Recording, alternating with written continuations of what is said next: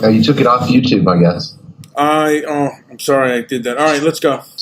Well, folks, this is the best show on Blog Talk and the best show on the internet.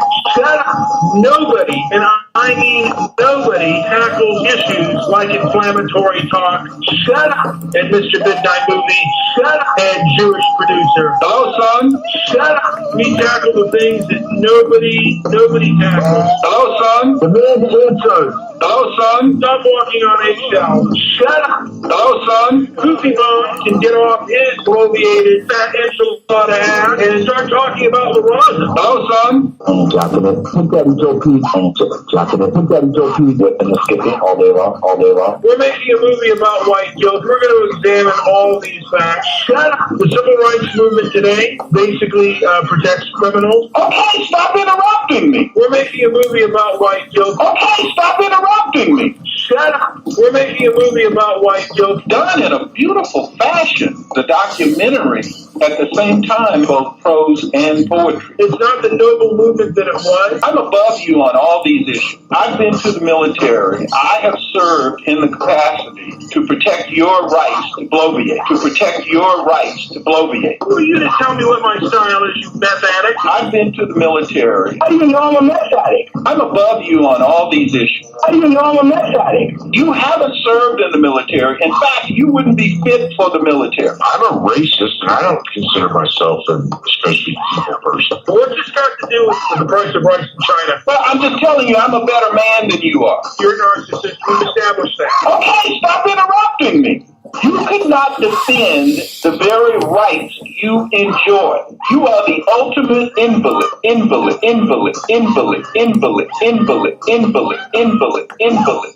I've been stalking you. I'm wondering why Mr. Solutions isn't on Eddie Daly's show. What's this got to do with the price of rice in China? Money. I'm into aviation. Money. Power. Money. Power. Man boobs. Shut up. I see why Sick the Tank Daddy kicked his ass and kicked him out of the house early on. Man boobs. Shut up. I'm going to talk over you as loud as I can. I've got my speaker full blast. To blow you away. Shut up. Mr. Midnight Movie. My name is Delano. I have killed this Midnight Movie. Damn son of a bitch. Money. Power. Money. Power. Tired. Money. Power. Money. Power. All right.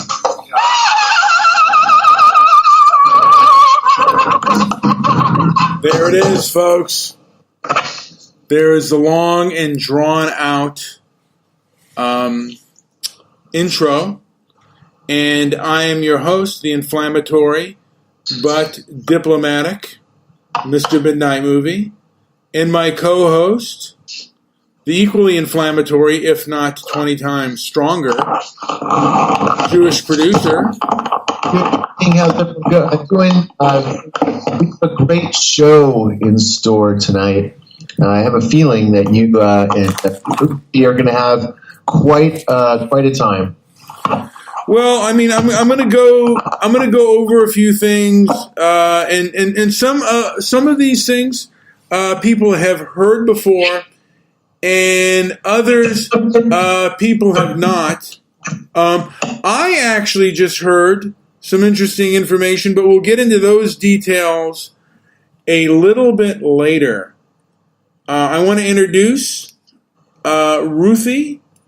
From Syndicated News, and we're going to go into not today, but I want to read up more information and just have as much in-depth information as I possibly can on Bankcoin. I'm sorry. Is it what's the name of the thing you're involved in? Or if you don't want to say, we don't have to say it, but it's a I guess a new. Yeah, go ahead. It's Bitcoin, but we're not discussing it tonight. We're discussing something else. Remember? You are right. I just wanted to whet the people's appetite. I'm sorry. So, I wanted to just delve in here just a little bit, and some of the people we're not going to spend that much time on. We're just going to give the tiny bits and pieces of exactly like just a little brief history on who they were and who they perhaps actually were. And I wanted to go way back in time, even before modern cinema, and then I wanted to go into the silent era, and then I wanted to go into a little bit, and then, of course, into the modern era. But I wanted to start off with a person, everyone, like the movies always portray him as a hero, and I don't know, like how versed the people are out there in history, but I've often heard disparaging things said about the first topic is Wyatt Earp. Not and I won't go into too much detail because I wanted to do more just history reading, but what I've been reading is he's not quite the hero that people make him out to be. Any thoughts on that?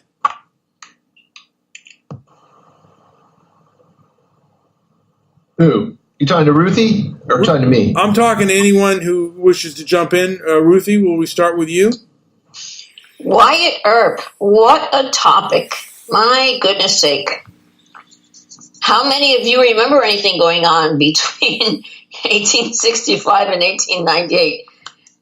That's his lifespan, and I think he died at age 30, didn't he? He was 30. No, yeah. He died at 70. He died in his 70s, and he actually helped make motion pictures. And the motion picture, the dime novels and the motion picture industry kind of made him into something more than he was.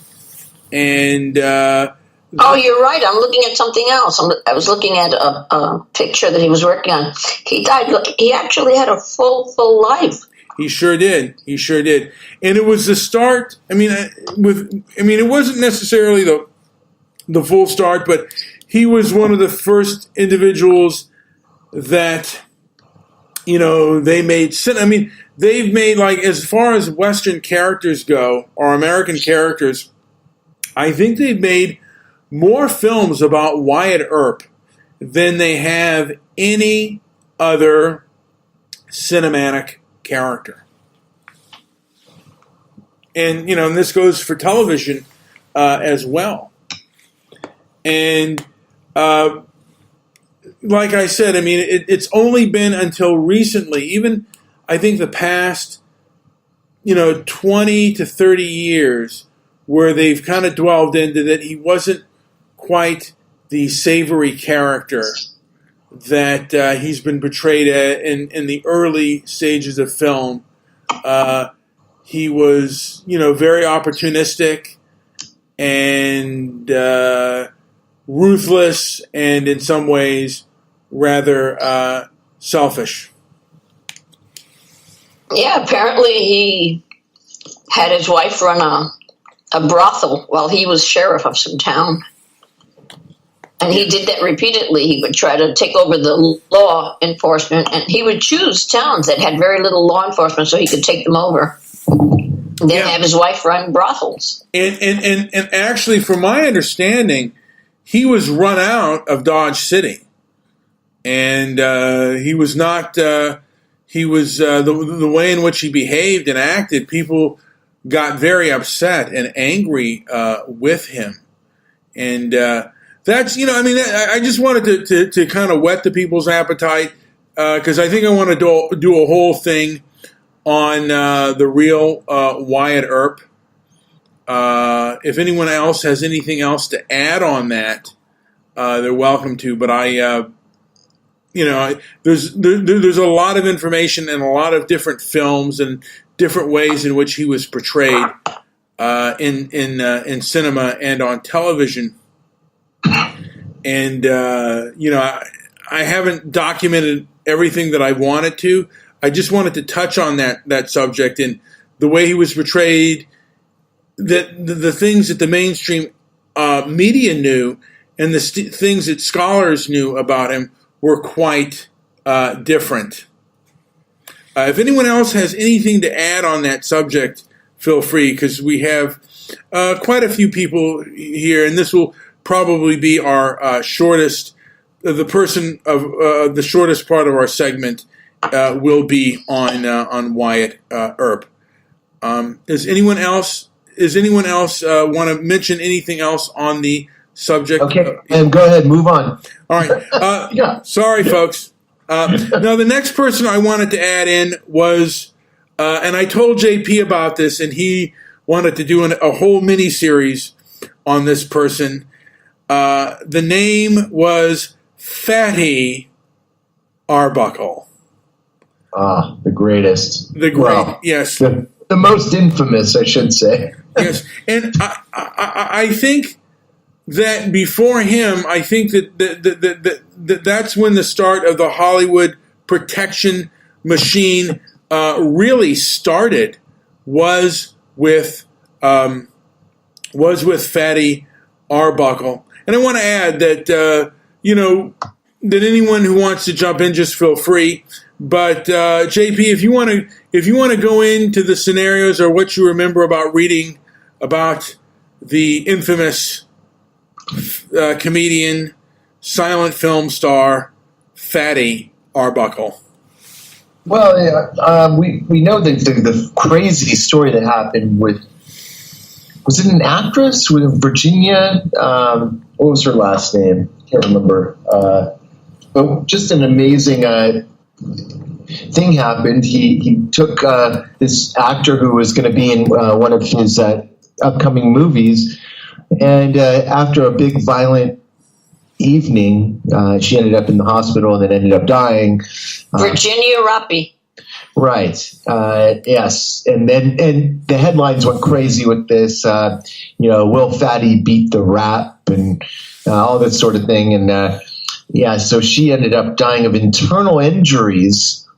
And the media, it's hard to say exactly what happened, but I think what happened is, like modern day, a lot of how stories get real crazy, and we don't know how much of it is media and how much of it is actual fact. But apparently there had been a Coke bottle used in some very dangerous ways, and so didn't we have a conversation about this yesterday about how the media would clean up any instance of violence or negativity? What they did is they dirtied this case. They did the opposite of cleaning it up. Yeah. For some reason, it was Arbuckle became blacklisted. And I'll say this: this is more along the lines of, and I don't know how many people here are familiar with the McMartin preschool case, where they completely prejudiced the society against them. And the more I look into that case, those people were completely innocent of wrongdoing, and they were. I mean, in this case, and I could be completely wrong. And if anyone has any other information, what I look at this case is this man was sensationalized by the press, and they all, because the press can demonize, they can anglicicize our angel, make an angel, or or wrongfully make a devil. And in this case, it looks like that they wrongfully made a devil out of Fatty Arbuckle. And he never came back from that. No. And he was acquitted of all charges. And the truth is, I mean, he did have enough money where even if he was guilty, more than likely he probably could have beaten the case. Yeah. And he had a $3 million contract with Paramount. $3 million at that time was canceled after this event. So unbelievable. It's an unbelievable story. It can't be covered in 10 minutes for sure. No.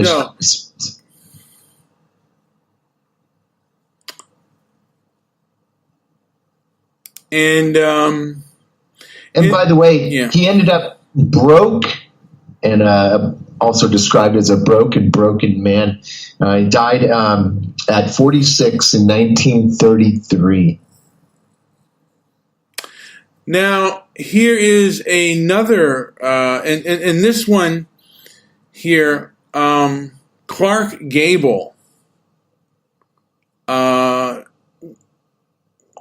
When, while he was drinking and driving, he killed a pedestrian near Hollywood Boulevard. And I believe this happened around, I think it was 1931, but I don't have the exact year, but I just know, it's March 1945. Gable's heavy drinking finally caught up with him while driving home from a party from the victory of Iwo Jima. He lost control of the car. He passed through Bristol Circle on Sunset Island on Sunset Boulevard in a residential Brentwood in Los Angeles. It being around 4 o'clock in the morning, there have been no eyewitnesses to what actually happened, but MGM publicist and security chief Whitey Henry got to the accident scene before it was reported to the police or the press. So what I understand is that Gable hit somebody, killed that person, and then had somebody else serve the jail time for him. And very few people know the story. And Ruthie, because I've tried to look for this on YouTube, and Ruthie and I were just chatting on Skype, and she said that a lot of the powers that be pay YouTube to cancel out those videos that have that. Of course. Yeah. Of course. Yeah. Yeah. And then the same thing happened with John Huston. John Huston also killed somebody while he was drunk driving. Now, Clark Gable continued to drive. John Huston, after he killed somebody while drunk driving, John Huston never drove again. Let's go to somebody we all love. Yes. Should we Someone go to who's alive. Someone we love. Oh, you don't want to go? I was just going to go down the line to Alfalfa. Oh, I wasn't even thinking of him. I was thinking of the beloved Laura Bush. Ah, okay. You know what? Let's go to Laura Bush. Everybody loves Laura Bush, but Laura Bush was driving when she was 17, crashed her car into her schoolmate's car and killed him. Yeah. Now, was she negligent? It was of course. But what were we talking about yesterday? About who's got the money, who can pay the best lawyer, who can pay for the best publicity taming, and who can pay to get things rolling in a positive direction where they won't look bad. Laura Bush was 17. She killed her schoolmate, and she came from a prominent family, and the whole thing was just kind of glossed over. And we love her. She wasn't drunk, and she wasn't out speeding or anything. It's just one of those things that happen. Well, so she wasn't. It wasn't neglect. Now we can also get into Brandy. When you're 17, who knows what neglect is? Yeah, and let's get. She could have been putting on her lipstick. Yeah. Right. Now Brandy, she killed somebody on the freeway when she was driving. And there are reports that she was texting and driving. Mm-hmm, correct. And who's to say that Caitlyn Jenner, Bruce Jenner, wasn't driving? I know you're all getting your panties in a bunch because I called him Bruce, but he is Bruce. Yeah. Bruce Jenner was driving crashed car, and Sensitive, Ruthie. I'm not sensitive about that. You're born one way or another. I'm sorry. If you choose to pay for surgery, that's on you. But I'm not changing my nomenclature, how I call you, how I address you. I'm not calling a he or she. I'm not doing it. I'm not doing it. There, I said it on the air. There we go. I'm not doing it. If you're a dude, you're a dude. That's it. Yeah. I don't want to hear it. I don't want to hear it.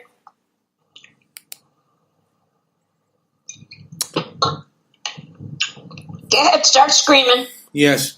Now, We will forward all our hate mail to you later. yeah.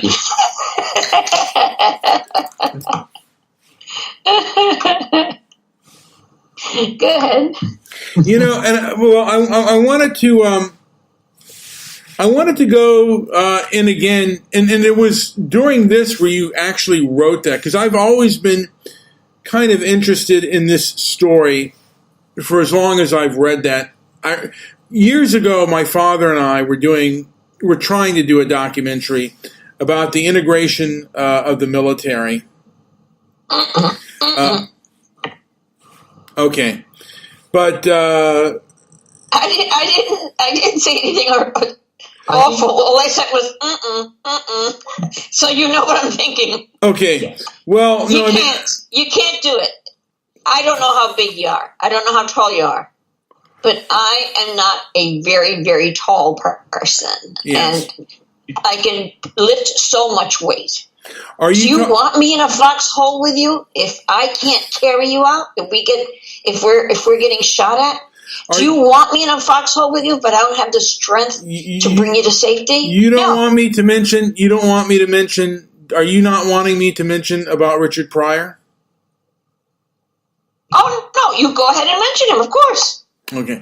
Well, you know, Richard Pryor, and I've tried to look for this on YouTube, but he was in an incident. I mean, he spent the majority of his time in the Army I wonder what, let me see what, yeah, he was in the U.S. Army from 1958 to 1960, but spent virtually the entire stint in an army in prison, according to his 1999 profile. While he was stationed in West Germany, he was angered that a white soldier was overly amused at the racially charged scenes of Douglas Sirk's the film The Imitation of Life. Pryor and several other black soldiers beat and stabbed him, although not fatally. And I have by the way, I have never. And in the movie JoJo Dancer, Your Life is Calling, it which was a semi-autobiographical, it just skipped over his time in the military. Yeah, they do that. But I've looked for interviews where maybe he would have talked about it. He never talked. He never talked about his time in the service, and he never talked about this incident where he assaulted and had, and I don't know if he was the one who stabbed the soldier, but who assaulted and was in the company of people, and he might have been one of them who assaulted and stabbed a white soldier while he was in the U.S. Army, and he spent quite some time in an army prison. And yes, he did. Yes, he did. And I, because I know Cosby, because we were going to talk a little bit more about Cosby, but Cosby and Pryor, I don't know if they liked each other or didn't like each other, because even though I don't know, they were different genres and stuff. I mean, different genres. They were about the same age, like there's only about 3 years difference between 3 to 4 years difference between Richard Pryor and Bill Cosby. And like I said, this is one fact about Pryor's life that gets like no public. There's no public record or anything like that in any documentary that I've seen about Richard Pryor. It doesn't say it's detailed in Wikipedia. It's quite detailed. I've seen it in Wikipedia. I mean, this is where I'm getting it is in Wikipedia, but it's The New Yorker had an article about it too. They called it a Pryor love. I see that right here. Mm-hmm. And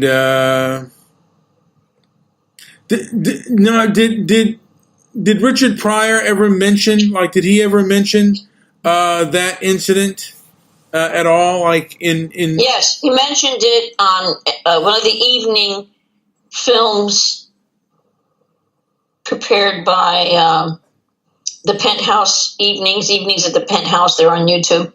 And there were lots of actors and singers, entertainers that would come and talk for a few minutes. It was like evening or midnight or something like that at the Penthouse or at the mansion, at the Playboy Mansion.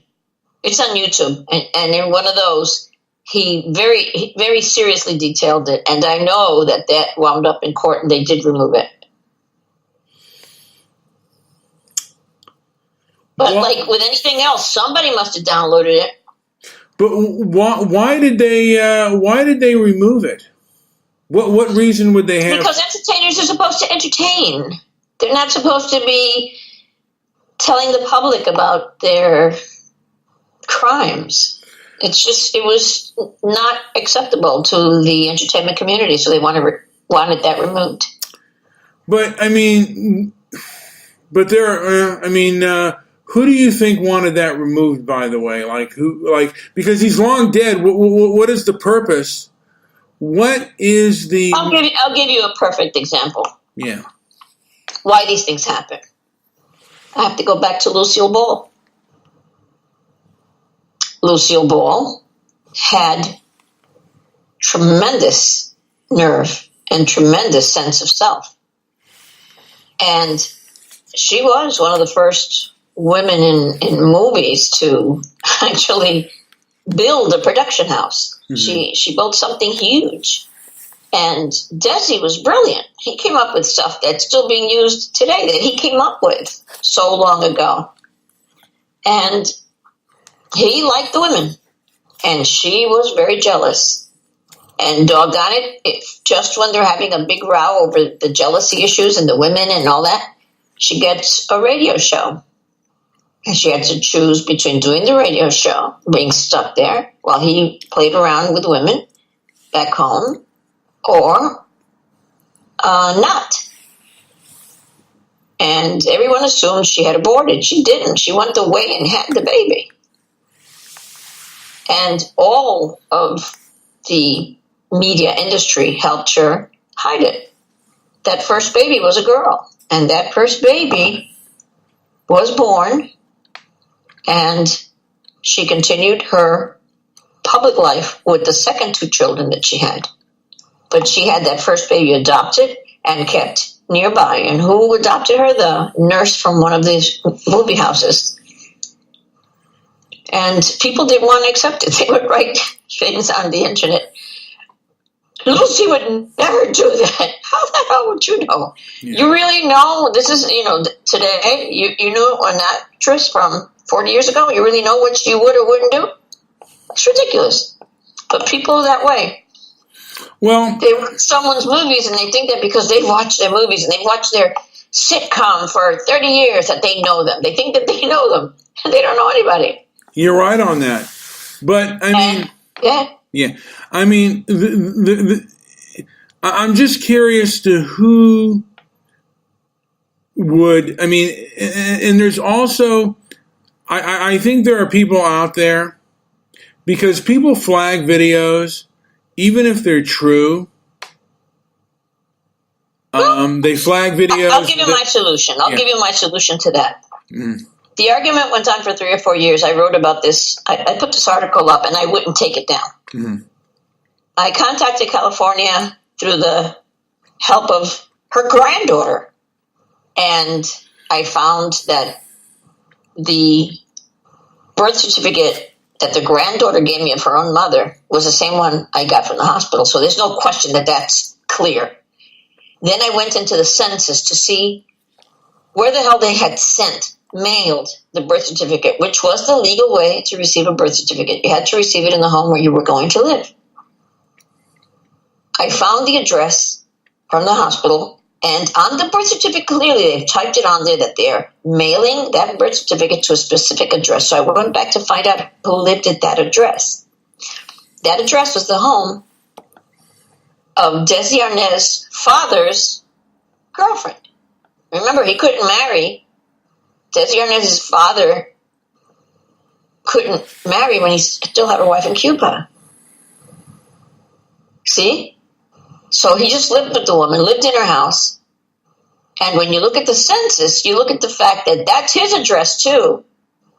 In other words, at that point, that would have been Lucille Ball's father-in-law. And the birth certificate was sent to her mother-in-law's. It wasn't her mother-in-law because they weren't married, but her father-in-law's girlfriend's house. And when you check it against the census, you'll see that it matches clearly. It's the same house, same picture of the house. And years later, that lady, the woman that Desi Arnaz's father was living with, she wanted to travel and see her family. So she got a roommate, moved the roommate in, and the roommate had designs on her property. So they got to talking, and he said, when you're older, you don't have anyone, I'll take care of you. Why don't you give me some of that real estate? So she actually signed her deeds over. She had a huge farm in the Midwest.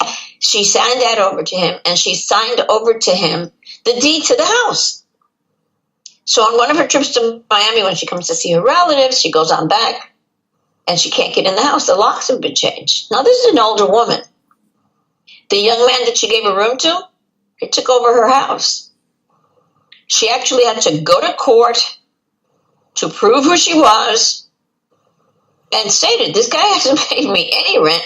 He moved into my house. He should be grateful. I should come home and find months and months worth of rent from the time he's been in my house. And instead, he's taken over my house. He's taken over everything. The judge actually had to mediate that. So he told the fella, get out of this woman's house, remove your things. And he did. And he moved out. No one heard from him for about a year.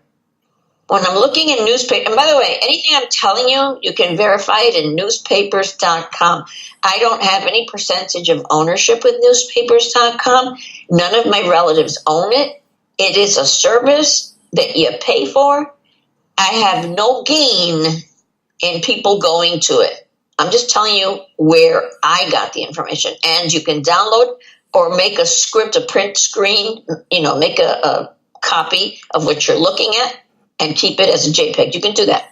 It's called newspapers.com. And in there you'll find that within a year of the time when that fellow left the woman's house, he was found in a huge altercation about a few miles away from the lady's original house. He became a boarder in some other house. And that new woman, he had slapped her and pulled the phone out of the wall. The police had been called. And when the police arrived, guess what they found in his bedroom on the dresser? Remember those missing deeds from when he was living with Desi Arnaz's girlfriend, Desi Arnaz's father's girlfriend? The missing deeds for her house and for the farm? The chief of police, when he came to look at the crime scene, because he noticed the names and he knew this guy from before, from the Lucille Ball case, and went over there, they found those missing deeds that he said he didn't know where they were. And by the time they got there, he had already left the house. They caught up with him later, some other street. Some car saw him trying to getting in and out of storefronts. He was trying to get into locked doors, and that's how they caught him. But the point is that they had to clean that up. And now the pictures that the paper took was of the woman when she was in her, late 70s, 80s. She looks like everybody's grandma with an apron, the whole bit. And by the way, that picture, that's in one of those articles as well, in newspapers.com. And the Arnaz family didn't even want to be associated with someone old and unattractive. How stupid is that?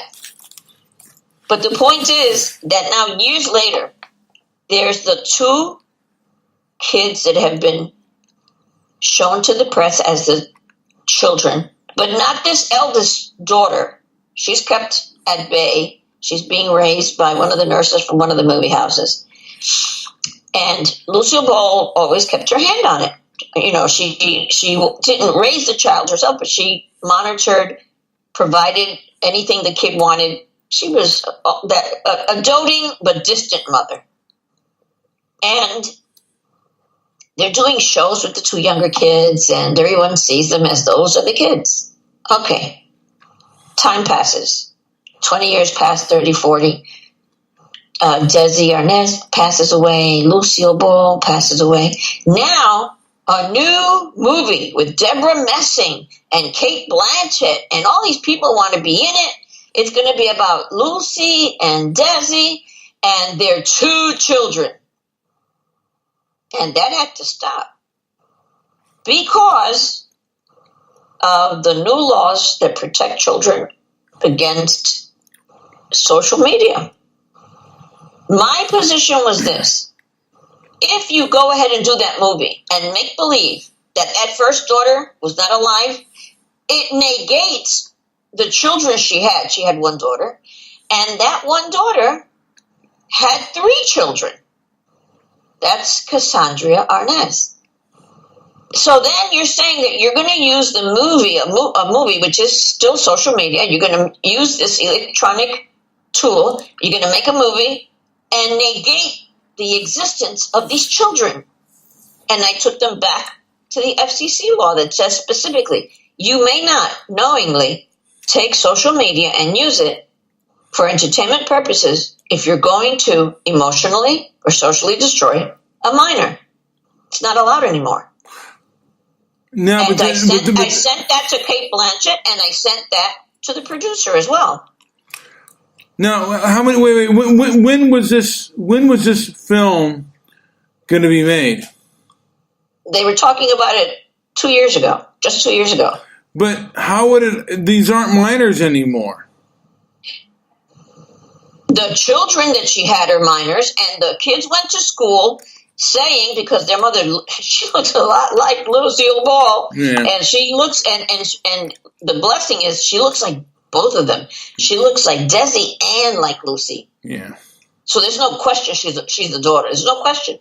And then, you know, people don't like it, but they think that they have the justification to demand a DNA test. You know, we did it, and we didn't have to show it. It wasn't necessary.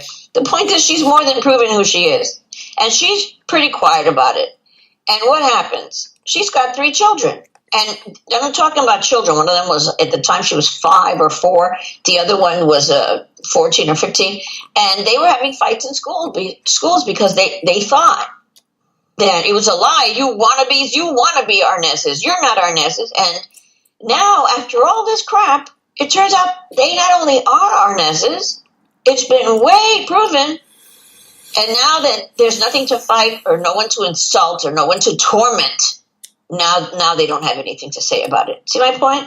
Well, and in the docudrama, because they did do a docudrama about them, and that whole I don't think that whole scene was even, they even talked about that in the docudrama that was made about Lucy and Desi.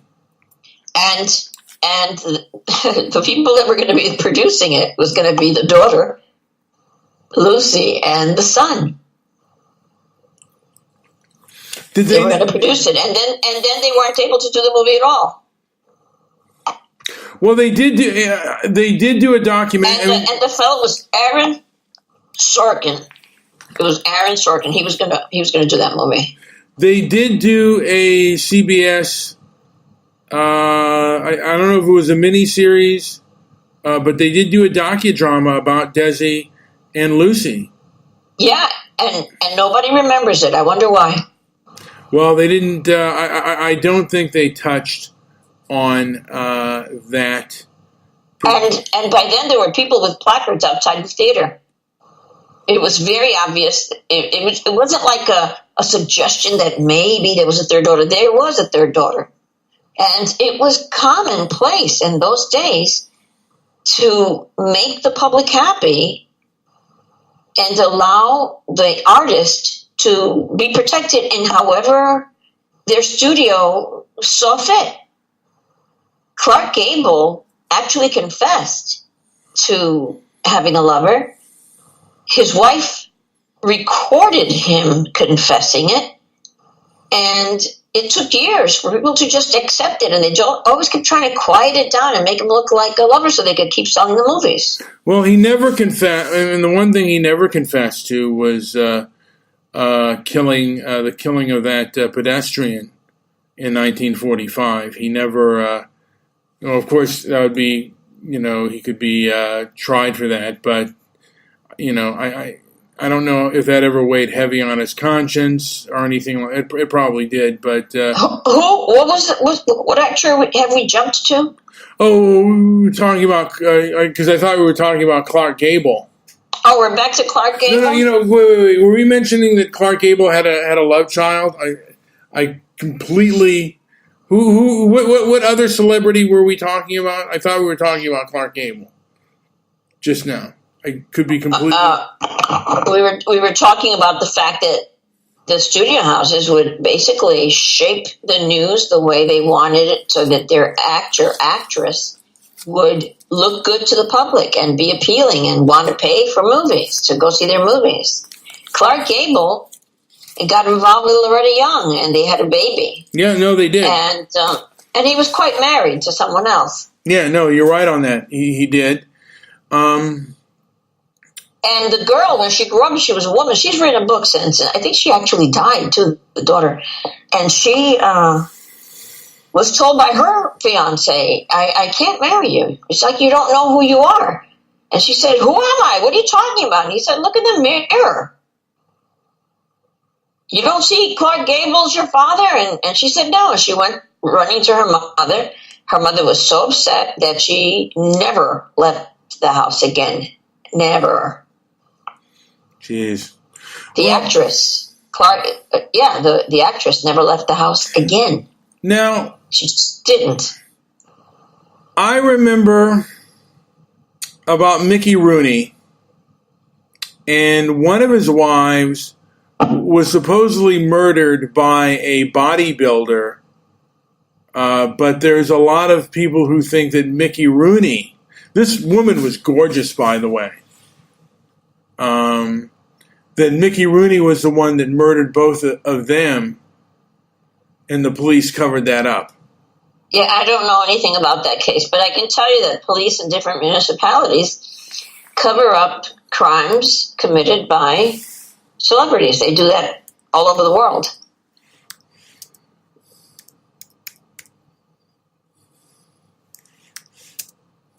One of the most favorite in Latin America, in Mexico specifically, is Luis Miguel. Luis Miguel is called Luis El Sol, the sun, and he's revered. His dad wanted him to be a combination Frank Sinatra, Elvis Presley of Mexico. Just sing, ballads, and the kid got pretty good at it. And he's a good-looking kid. When the mom and the dad were fighting, she said she was going back to Italy with her kids. And he said, oh, no, you're not. And in the morning, she was missing. She was missing. And she was never heard or seen again. His name is Luis Miguel. Look it up. Yeah. Because, and supposedly Mickey Rooney's wife, Barbara Thomas, was slain by jealous lover Milos, and I don't want to miss. It's a Milosevic, the bodybuilder, and they had actually had an affair. The bodybuilder and Mickey Rooney's wife, and then Mickey Rooney supposedly reconciled it and then they ended up being murdered by the bodybuilder. But part of me thinks that Mickey Rooney murdered them both. And well, we have forgiven Shatner. Yeah. Shatner's wife winds up dead in the pool. He's still doing movies and he's promoting all sorts of airlines and hotels and things. And then there's the one, what's that little one with the temper, that little fellow went to a restaurant and somehow his wife was sitting in the restaurant waiting outside and she wound up with a bullet in her head. What the heck is his name? Bobby Blake. Yeah. And he went on, he's still doing movies. It's obvious. Well, he's not. I don't remember if he's done anything recently since his wife's murder. But if you've got, I guess if you've got the, it depends on what kind of defense you can buy for yourself, and you can be made to think of as not guilty. People with money buy themselves tremendous defense lawyers. You've never seen a very wealthy person, do big time. It just doesn't happen. Look at the little bit of time that Cosby got for what, 50-something years of criminal behavior? Well, he was only charged with a couple of years of criminal. And do you wonder, do you think he'll die in prison? He's so stubborn and resolute. I don't think he'll die in prison, no. I would be very surprised if he does. And they're treating him like a king in there, too. How well did you know him? I did not become friends with him. I found him to be a very vulgar, low-class, cruel, vicious individual. And I never made eye contact with him. I was told by his handler, and when you use the word handler, you usually use it about like an animal handler, someone who handles like the elephants at the zoo or someone who handles the cobras. But he had handlers because he was very violent. I once saw him grab a Con Edison man that was wearing, I don't know how many of you are from New York. Con Edison is like the utility, the electric in New York, and they wear a work suit that's got a collar, it's got sleeves, pants, and it's all one thing. It's like a jumpsuit. And the fella was explaining to Cosby that he had put up, when they're working in the street and they make that hole in the street and they have to get down to the subsurface, they put up a quasi net. It's really strong, like a little fence, so that you can't fall in the hole. It's for your safety. And they put that up because they were working. There's a manhole there. They're in there. So maybe 2 or 3 men from Con Edison in a truck, and they're working on the hole. And Cosby, was very upset that was in his way. And he was trying to push the net out of the way so he could walk. It was for safety, to keep people from falling in the hole. But he kept kicking it out of the way and just being an absolute menace in his behavior. And the fellow from Con Edison walked over and tried to explain that it was there for the safety. They didn't want him to fall. He spoke to him with such deference and such respect. It was evident, he knew it was Mr. Cosby, and he called him that by his name very respectfully. And Cosby literally grabbed him by the lapels, walked forward so that the guy fell backwards on his ass, and held him there with his hands, and then proceeded to put his feet on either side of his head. He was just an animal, brutish. There was no reason to do all that. And the fellow kept saying, "Sir, the fence is for your safety. I'm trying to protect you. I've been a fan of yours for all my life. I love your work. I respect you, sir. I don't want anything to happen to you. I put this fence up. I don't want, no one should fall." And Cosby just went off on him. It was just horrible. And for a totally wrong reason. The man was trying to keep everybody in the public safe. And his response to it was to grab him by the lapels and push him down to the ground and humiliate him. And that was his manner. So, do I know him?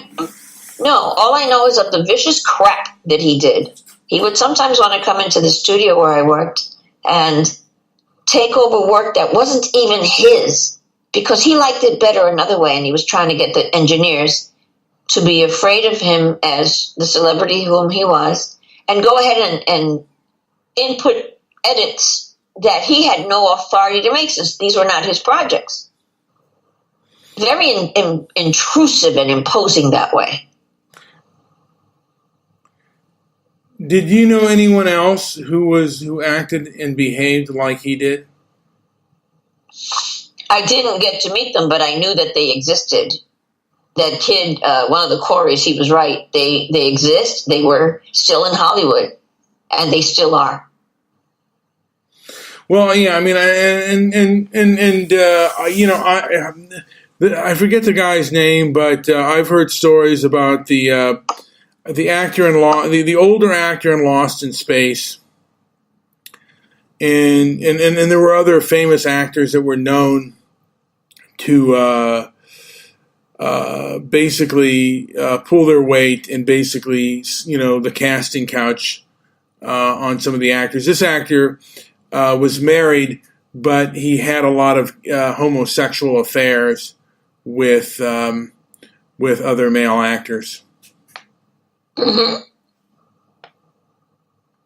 And now I heard that I remember hearing or reading about Bill Cosby punching out one of the Smothers brothers at the Playboy Mansion. Yes, he did. Yes, he did, and that I'm familiar with only because they were all working on different. They used to do a lot of not voiceovers, but charity work for different organizations, and they would come and do different, basically voiceovers that you're doing, that you're promoting an event, and you're doing it. It's a freebie. You're doing it out of charity and pro bono, and they came to do that work, and he was talking about the fact that it was a total misunderstanding. Cosby misunderstood and punched one of the Smothers brothers in the face. Now, when he realized they told him, "Man, you're mistaken. You're totally wrong." He wouldn't apologize. He wouldn't. He refused. And the Smothers, what did the guy feel about getting punched in the face by, Oh, he was furious. He was furious. He didn't try to sue him or anything. I'm surprised he didn't seek a lawsuit against him. In those days, people didn't. In those days, people didn't do that. Yeah. They kind of let things slide. Everybody didn't sue. Yeah. And I've been trying to explain to young people that the thing about it, this suing, I want to sue. You got to consider when you sue, you look as bad as the person you're suing. You got to consider, you got to weigh it. Well, physical assault, I mean, when you punch somebody in the face and you hit them hard enough, because I think, didn't he knock him out? No. Oh. How come he didn't retaliate either? No. And is there any, does Cosby ever say the reason why he did it? Or is there any, No. He never justified himself to anybody. He just did what he did. And there were a lot of people that had a lot of power and did all sorts of things. If you really want to see, the fastest way to find out who's who is find out who their lawyers are. Because these criminal elements didn't become criminal and so strong. They lived within a legal cocoon that was built for them by their attorneys. And some of those attorneys are still alive. In fact, the former attorney that represented Cosby now represents Charlie Sheen. Charlie Sheen, for having sex with multiple people and not identifying that he was already HIV positive. Unbelievable, yeah. And he had done that for quite some time. And the same attorney that represented him back then represents Charlie Sheen now. He's a very old man, but he's the one who created that cocoon for Cosby. And I always said that they should use the RICO Act and apply it, because there's more than enough proof that the attorneys and the law firms in multiple locations and multiple countries are helping this actor continue with the violence. And it's a crime syndicate. He commits a crime, they cover up for him. He commits another crime, they move him out of jurisdiction. Yeah. Well, I want to jump into another person by the name of Todd Bridges. And his reasons for doing what he did seem very bogus. I didn't study that case, and I'm unfamiliar with it, so I can't participate. During his 20s, he battled crack cocaine addiction. Oh, jeez. Yeah. And in 1989, he was tried for the attempted murder of Kenneth Tex Clay. And he was a Los Angeles drug dealer. And Johnny Cochran argued that because Bridges was abused as a minor, who had been driven to that's the reason he was driven to drugs, and by an exploitive manager of the industry, and that's why he did what he did. And I think his that's not the reason why he. Judy Garland. Yes. And Mickey Rooney would be pumped up with amphetamines all day long to keep them moving, keep them dancing, keep them singing. And they would rehearse and rehearse and rehearse. And then at night, they had to give them other drugs to bring them down so they could sleep. You know, but the thing of it is, Mickey Rooney lived to be like 93, 94, and Judy Garland died close to her 50s. I don't understand why Mickey Rooney lived so. When they were kids, they did a lot of work together. They did a lot of movies together, and they spent almost every day together rehearsing, basically. But to get them up in the morning, they were drugged to stay up with stuff that kept them high, and then at night to put them to sleep, they had to give them something to counteract that, downers. So they were using uppers during the day to continue rehearsing, and then downers to sleep. And that went on all the while they grew up there.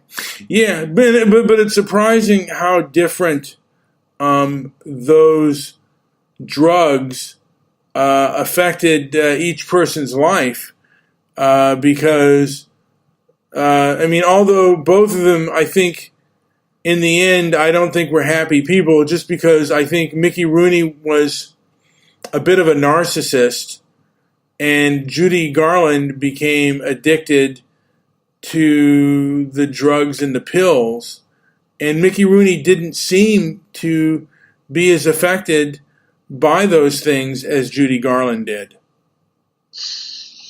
You've got to realize that, like it or not, in those days and still today, men get the better end of the stick than the women do.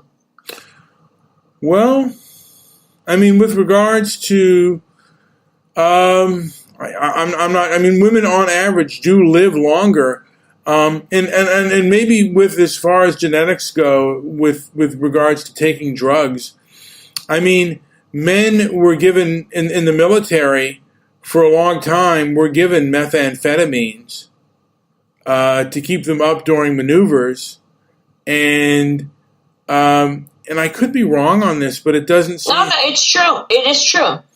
And, we can't apologize now for what was normal in the 40s, 50s, and 60s. It's ridiculous. Yeah.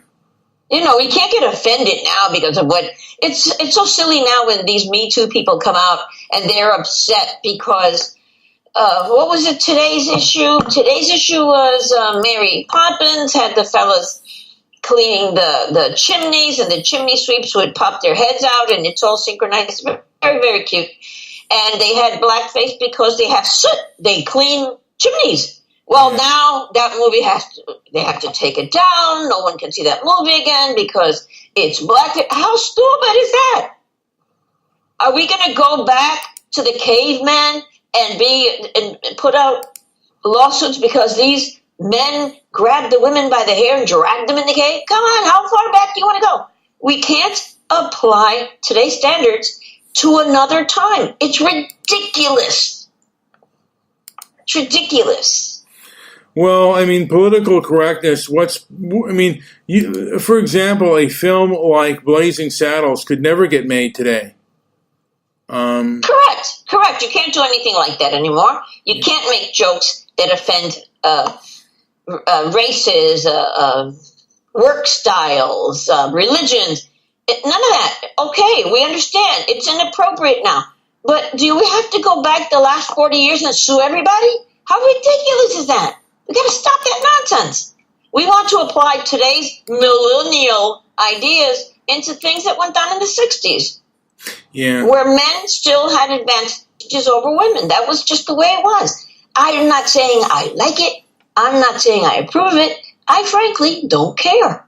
Yeah. What I'm saying is that it's ridiculous to try to impose this nonsense on what's going on today and the political correctness that we have today and impose it in the past. It's stupid. Well, it's impossible to justify.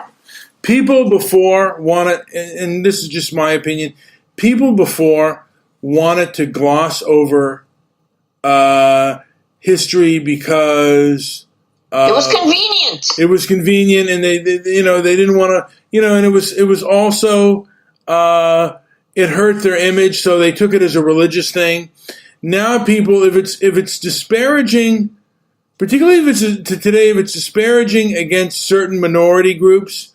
That's one of the reasons why I believe that when Richard Pryor talks about the stabbing of that soldier, why you don't see any articles also or anything on the news about during the lead up to. You also don't see anything about the news about Richard Pryor or any of that stuff because those people have been dead for years. And the people that are listening to your show right now don't know who these individuals are. Well, when you say Joan Crawford, they don't know who she was. Who was her best friend? Mercedes McCambridge. They don't know who that was. I sat at the SDC recording studio, and in front of my desk was Joan Crawford with her best friend, Mercedes McCambridge. Why? Because we did the Pepsi commercials, and Joan Crawford married some big shot at Pepsi. So now she was showing up for the radio commercials, so she was there. The two of them were there smoking cigarettes in front of my desk, and when they exhaled, the shape of the smoke made visually the shape of a V coming, they look like horses out on a cold morning as that smoke came out of their nostrils. And they asked me, why are you staring at us? And I said, you remind me of horses on a cold morning. The two of them were exhaling between talking, and then they would, after they'd say 4 or 5 syllables, then they would let the air out of their nose. It was quite fascinating. Now, did you find Mrs. Crawford as distasteful as she was portrayed in the movie Mommy Dearest? You know something? A lot of these people are quite distasteful, and they smile to the camera, and they're great. They're just lovely. But that's in front of the camera. I remember she came into the studio, and she wanted a stirrer for her coffee, and I didn't have any. And I was the low man on the totem pole. I was a kid, and, anything that you needed something, I'll get it. Something spilled, I'll wipe it. That type of thing. I answered the phone. I was the lowest job receptionist in the entire business. And she wanted a stirrer to stir her coffee, and I didn't have one. She literally took the pencil I was writing with out of my hand and stirred her coffee with it. And when she finished stirring her coffee, She threw it back on my desk. I got a tissue. I wiped my pencil dry and continued writing like it never happened. Like it never happened. You know, I realized long ago when you're dealing in customer service, I realized these people are not your friends, are your family, and they can treat you in ways that your friends and family you would never accept from your friends and family. That's just the way it is when you're dealing in customer service. Now, I mean, there's people who take things to extremes, but actors and actresses who have gotten accustomed to having their ass kissed are accustomed to getting their way, and they are not going to treat what they consider a low-level employee very well because they don't have to. They've never had to, and they don't have to apologize for it, and no one's going to call them on it. And I knew that, so I took the pencil, I wiped it like it never happened, and I did it very slowly, very deliberately. I wasn't snorting my nose at them or huffing and puffing, nothing like that. I made believe they weren't there and that didn't happen, and I continued writing. Yep. Yeah, I mean, I just got a thing in there. A gentleman who had met. Now, this was in New York. Did you ever come in contact with Jerry Lewis? Yes. And was he as obnoxious as he seems? Worse. I could only imagine. He was horrific, and it's funny. I see it in today's world, and I saw it 40 years ago. Some people, they will stick to a religious precept, a religious idea, an idea based in morality that comes from some religious training or whatever. And I've seen people completely violate the tenets of their own religion when it comes to something moral, yet they want to shove religion down your throat every chance they get. And I would see that all the time. In his case, he got together with that, what would I call her, a can-can dancer. Mm-hmm. She was one of those dancers and he got together with her. She got pregnant, and he had the gall to say, oh, he can't address it or deal with it, with the pregnancy or the child, because it would be, to acknowledge it would be an offense to his wife.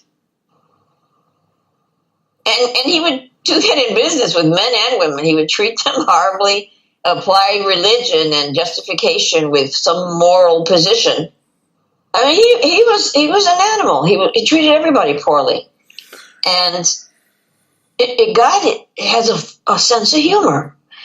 Of all the many children Jerry Lewis has, the one that looks exactly like him is the daughter that he wouldn't acknowledge. And when she was in Paris, she actually acknowledged him. She went to the stage and his hands were visibly shaking. He was that upset about the fact that she was there. And he turned his back on her. He didn't even want to look at her.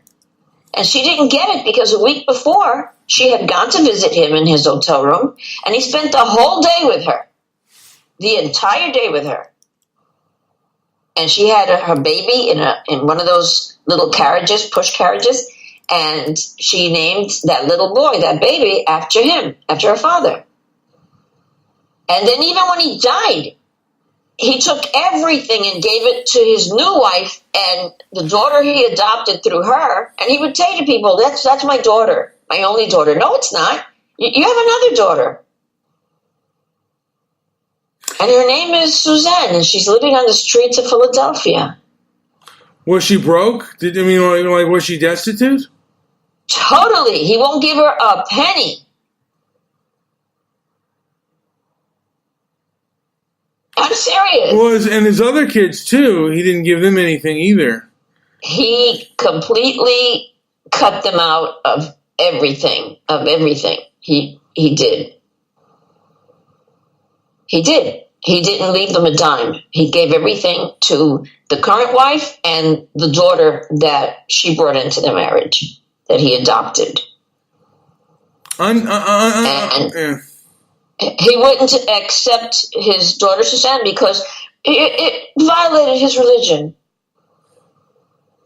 Unbelievable. And she went through outrageous heartache. She had when she was in her 20s, I think, she had an accident in a car in Orlando, Florida. And she was quite ill, and it was like touch and go. But he couldn't be bothered. Nope, can't be bothered with anything. It was just amazing. I mean, he was, the thing of it is, I'm seeing here that she's home. And like, yeah, she was homeless on the street. And it's just, and here's a man who does a telethon and supposedly to help out people that are weak and helpless. Go ahead. But won't even help out his own daughter, and was almost leaving his first wife almost destitute. Yes, correct. I mean, that's true. And he is extremely wealthy. And, the more I think about it, what a cruel. When it was clear that the media had spoken to her and photographed her, when it was clear, they went to him and said, you've got to find a way to turn this around. You're known for being the world's best person towards children. You have to, at the very least, recognize your own. Please do that.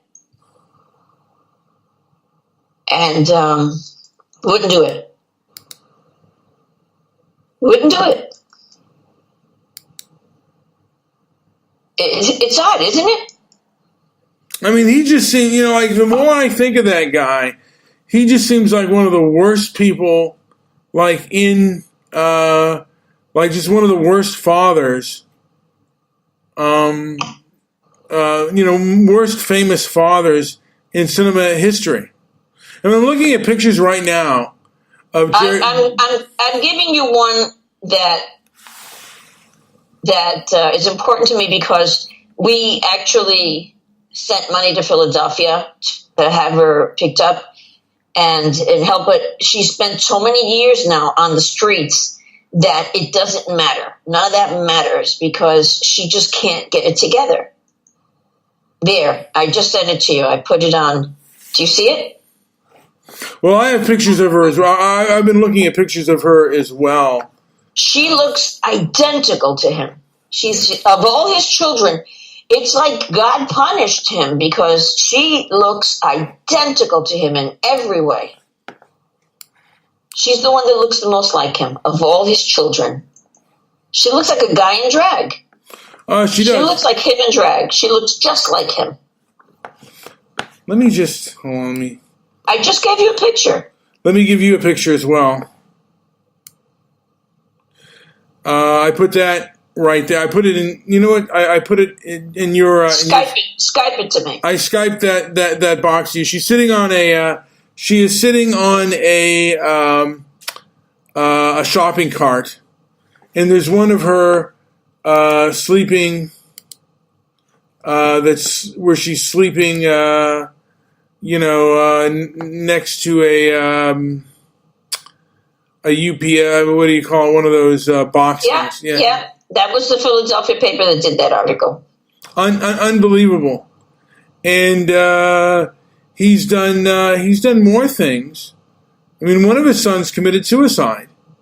Like I said, he left his 5 sons out of the will, and I believe one of them also had committed suicide. Yeah. And he had no acknowledgement about it. And But there again, your audience, they don't know who he is. They probably don't know who Well, he is. my audience is a little bit older, and there are people who know who Jerry Lewis is. I mean, there are people that don't know who Jerry. I mean, there are a lot of people that know who Jerry Lewis is, but there are a lot of people who do know. The fact of the matter is, Ruthie, there are more people today who know who Laurel and Hardy is than knew back in their heyday, just because they have such a large fan club. And Jerry, I mean, because of YouTube and social media, people know who Jerry Lewis is. I mean, he's maybe not as popular as the most current comedian, but people do know.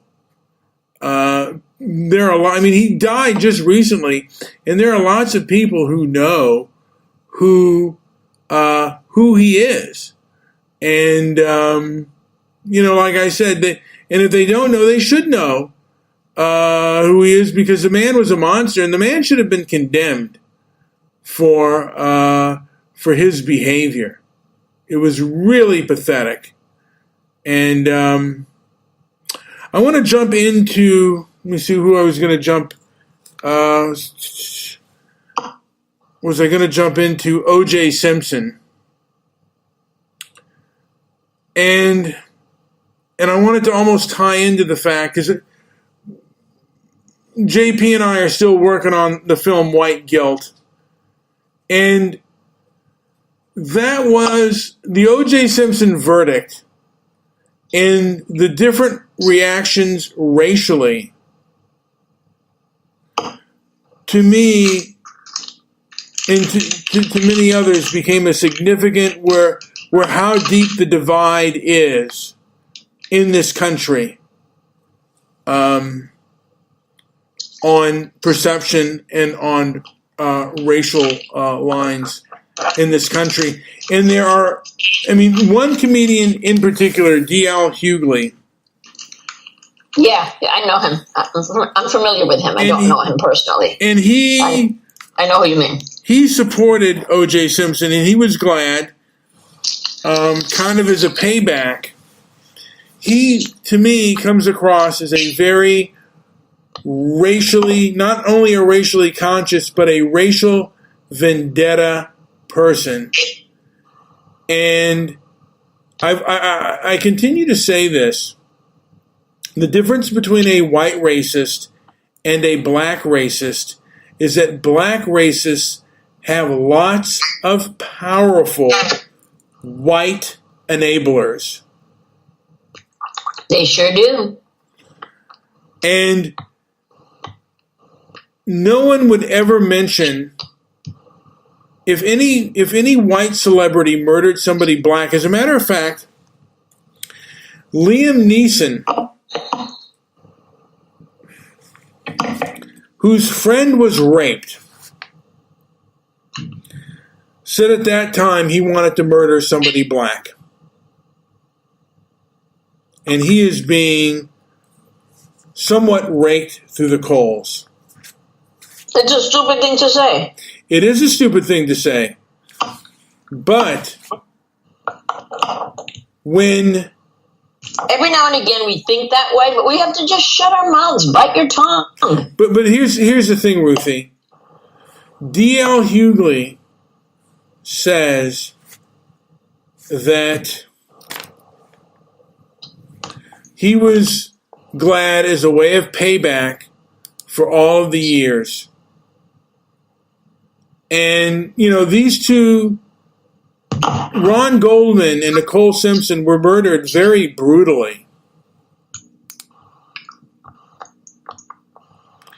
Yes. And for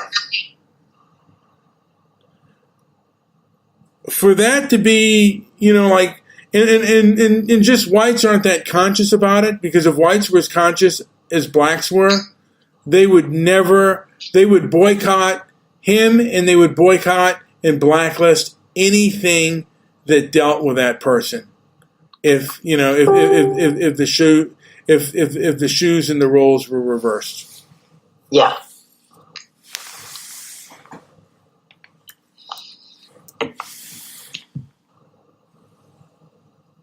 and now just it's breaking me now. But he worked, and now I can't even remember. He said, and I wanted to get into him real quick because he was involved in the LA riots. Who?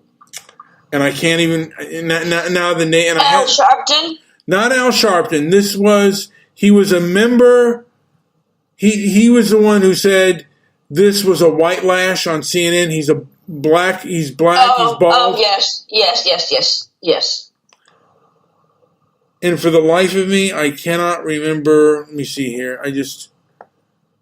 Keep going. I'll find it for you. Yeah. Van Jones. And I wonder what he did. What was he arrested for during the riots? Because he was. I don't remember.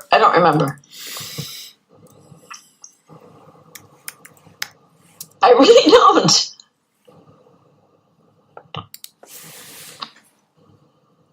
I don't remember. Because during the riots, he said that he was a revolutionary when he began, and then when he went to jail, he became a communist. And he's had people like that make the best commentators. Yeah. He has had a lot of dealings with leftist politics, and now he says he's not. But I'm thinking, to a degree, he's just not public about it. But I think he's. I think very much he's very much a revolution. I think he's a covert revolutionary, and he's just hiding that fact. I think that Barack Obama is also a covert revolutionary as well. And I wanted to, and then I wanted to also touch on base, because when we were doing the integration of the military, just before the Gulf War, the second invasion of Iraq, a black GI threw a grenade into a tent with fellow soldiers, and I'm surprised that they have never revisited that case. And there were articles saying, and he was a Muslim, and there were articles saying that black Muslims and the Nation of Islam could possibly be a fifth column in the war against terror. I don't know. Yeah. I really don't know. Yeah, it was because yeah. Whatever they have on their mind, they're not going to display it. They're not going to tell you what they're planning. Well, they don't. They cannot hide their. Many of them have contempt and malice, and they cannot hide that.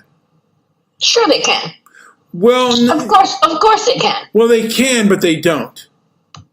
They don't. The only thing is, we have a lot of white liberals and white leftists who are the ones who are trying to pull the wool over our eyes. But when they speak, I mean, for example, what is going on in South Africa? I don't know, but you are really stuck on it because you come back to it every week. You know what? I got to say this. The only reason that I'm stuck on it is I've never seen an example of such blatant pulling the wool over the eyes of not just the American people, but the people worldwide. It seems that way to me. And I'll leave it at that. Hey, you know what? I think we've run out of topics on this as far, and it's been a great show. Ruthie, is there anything else to add before I? Yes, next time we get together, we're going to be talking about cryptocurrencies and the blockchain. We're going to be talking about Bankcoin Reserve specifically. Hey, finally, we'll get it out there. Finally. Absolutely. JP, play us out with the music, please. Well, of course, I don't have that up. Hold on one second. Yes. Was there anything else? Was that? Did you get through your list of people? I did. I got through my list of people.